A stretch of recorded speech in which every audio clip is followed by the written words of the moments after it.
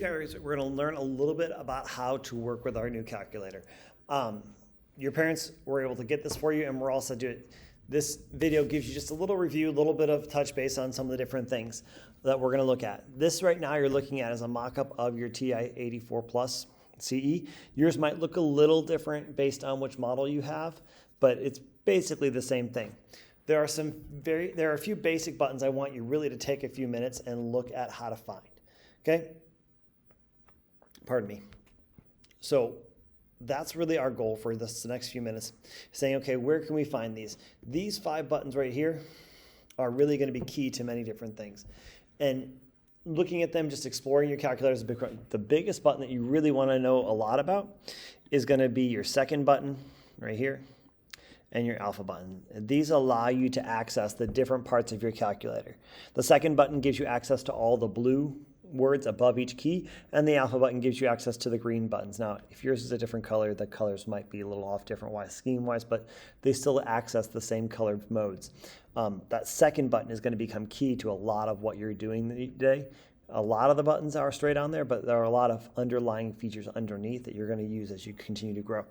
One of the biggest differences you guys see on this calculator versus maybe your old TI-30 is the exponent key. The exponent key is going to be right over here. I'll go ahead and highlight it in this green color.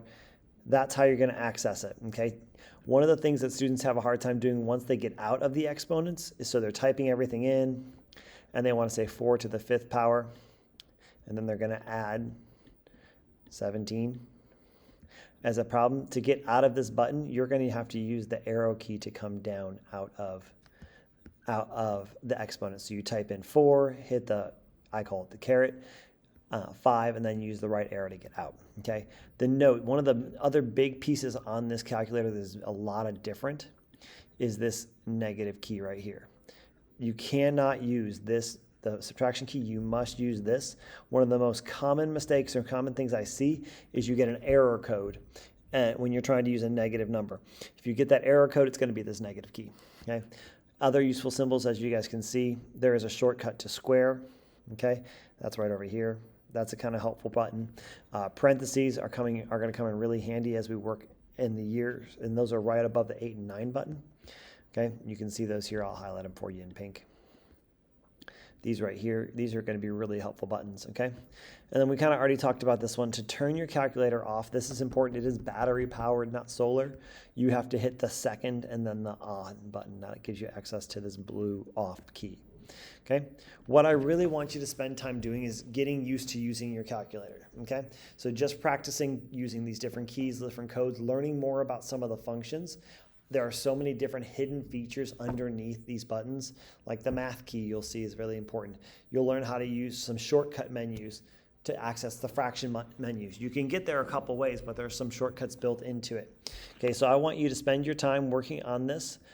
Each one of these little problems you're going to complete, I want you to type them in the way they are, and I want you to go ahead and use these hints over on the right hand side of your paper to walk way through this, okay? Be real careful, make sure you're taking your time, and then just write your final answer in here. That'll kind of tell me that you know what you're doing. If you get stuck or need help, please just reach out and ask me.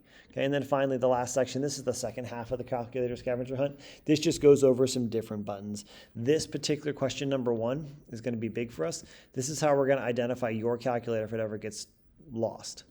Every calculator has a unique key, a unique code. This is the code you want to keep on your calculator. Keep for this. So one of the things I'm going to ask you to do, once I check this, I don't want you to throw this paper away. I want you to keep it in your binder so you don't misplace it, okay? Then you're going to spend some time working on the different pieces here and looking at how to do these pieces. All right? If you have questions, please reach out. I'd be happy to help you and explain this a little further. This is not everything we'll learn how to use the calculator. It's just a good basic beginning portion. We'll look at other ways how to graph, how to use the statistics functions as we go throughout the school year.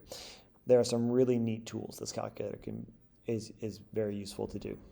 All right. If you have questions, please reach out. I'd be happy to help.